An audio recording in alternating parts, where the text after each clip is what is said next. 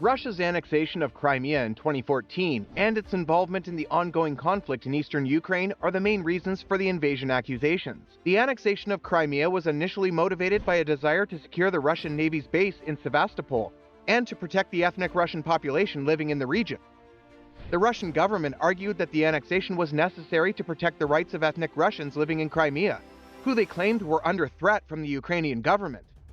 The ongoing conflict in eastern Ukraine has been more difficult to pin down on motivations. Some analysts have argued that Russia's support for separatist rebels in the region is an attempt to destabilize the Ukrainian government and prevent it from aligning too closely with the West. Other analysts have pointed to Russia's desire to maintain influence over Ukraine, which it sees as a key buffer state between itself and the West. It's important to note that most of the international community, including the United Nations, does not recognize the annexation of Crimea as legal and regards it as an illegal occupation. The ongoing conflict in eastern Ukraine is also seen as a violation of Ukraine's territorial integrity. Russia and Ukraine have a long history of complex relations, with various political, economic, and cultural factors influencing their interactions. One of the major issues in recent years has been the conflict in eastern Ukraine, which began in 2014 when Russia annexed Crimea from Ukraine, and pro-Russian separatists began to rise in the eastern regions of Donetsk and Luhansk. This has led to ongoing fighting between Ukrainian government forces and separatist rebels, and has resulted in thousands of deaths and displacement of civilians. Another issue is the Russian government's support of separatist movements in Ukraine, which has been a source of tension between the two countries.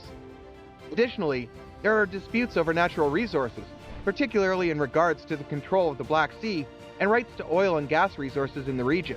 Economic sanctions imposed by Western countries on Russia in response to its actions in Ukraine have also had a significant impact on the Russian economy, with trade and investment between the two countries being negatively affected. The relationship between Russia and Ukraine is complex and multifaceted, with a variety of factors contributing to the ongoing tensions and conflicts between the two countries.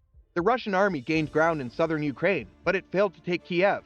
By late March, Russian forces were in retreat in the north.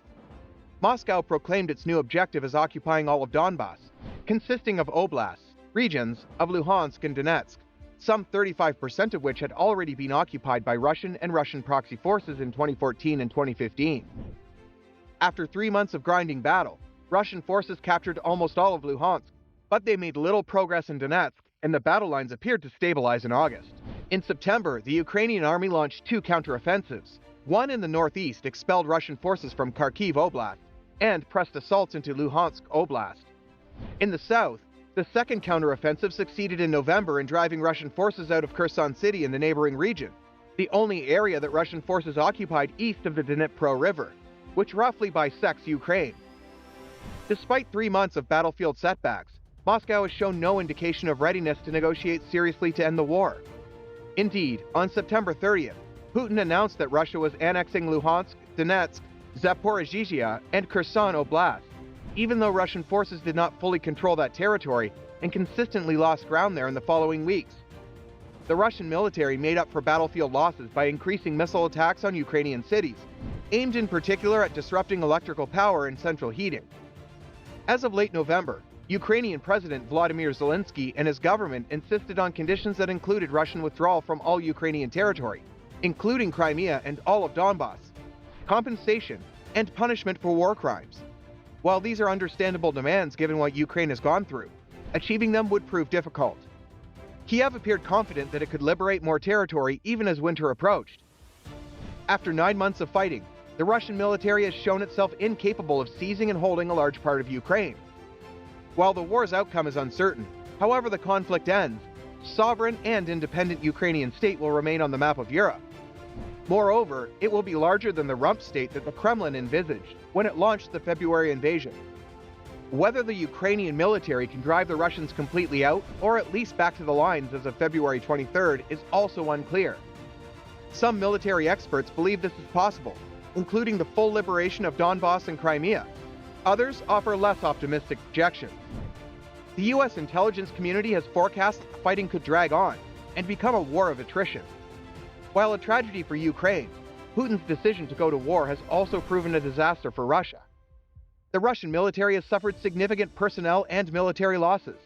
Economic sanctions imposed by the EU, United States, United Kingdom, and other Western countries have pushed the Russian economy into recession and threaten longer-term impacts, including on the country's critical energy sector. The Russian military has lost significant amounts of equipment. The Oryx website reports 8,000 pieces of equipment destroyed, damaged, abandoned, or captured, including some 1,500 tanks, 700 armored fighting vehicles, and 1,700 infantry fighting vehicles. Oryx advises that its numbers significantly underestimate the true nature of Russian losses, as it counts only equipment for which it has unique photo or videographic evidence of its fate. Others report much heavier losses. U.S. Secretary of Defense Lloyd Austin commented that the Russian military had lost staggering numbers of tanks and other armored vehicles, adding that Western trade restrictions on microchips would inhibit production of replacements. As a result of these losses, Russia has had to draw on reserves, including T-64 tanks first produced nearly 50 years ago. It reportedly has turned to tanks from Belarus to replenish its losses. To augment its own munitions, Russia has had to purchase attack drones from Iran and artillery shells from North Korea. As the Russian military has drawn down stocks of surface-to-surface and air-to-surface missiles, it has used S-300 anti-aircraft missiles against ground targets. The Russian defense budget will need years to replace what the military has lost or otherwise expended in Ukraine. Poor leadership, poor tactics, poor logistics, and underwhelming performance against the smaller and less well-armed foe have left Russia's military reputation in a shambles. That will have an impact. Over the past decade, Russian weapons exporters saw their share of global arms exports drop by 26%. Countries looking to buy weapons likely will begin to turn elsewhere, given that Russia's military failed to dominate early in the war, when its largely modernized forces faced a Ukrainian military armed mainly with aging Soviet-era equipment. That began to change only in the summer, when stocks of heavy weapons began arriving from the West. As Russia went to war, its economy was largely stagnant. While it recorded a post-COVID-19 boost in 2021, average real income fell by 10% between 2013 and 2020. It will get worse. The West has applied a host of economic sanctions on the country.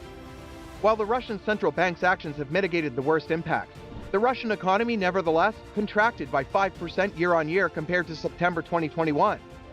The Organization for Economic Cooperation and Development expects Russia's economy to contract by 3.9% in 2022 and 5.6% in 2023, and a confidential study supposedly done for the Kremlin projected an inertial case in which the economy bottomed out only in 2023 at 8.3% below 2021. One economist notes that the West's cutoff of chips and microelectronics has devastated automobile, aircraft, and weapons production, with the output of cars falling by 90% between March and September. He expects a long run of stagnation. In addition to coping with the loss of high-tech and other key imports, the Russian economy faces brain drain, particularly in the IT sector, that began in February, as well as the departure of more than 1,000 Western companies. It also has a broader labor force challenge. The military has mobilized 300,000 men, and the September mobilization order prompted a new flood of Russians leaving the country, with more than 200,000 going to Kazakhstan. Some estimates suggest several 100,000 others have fled to other countries. Taken together, that means something like 750,000 men unavailable to work in the economy. Western sanctions did not produce the quick crash in the ruble or the broader Russian economy that some expected. However, their impact could mean a stagnant economy in the longer term, and they threaten to cause particular problems in the energy sector and other sectors that depend on high-tech inputs imported from the West. Moscow does not appear to have handy answers to these problems.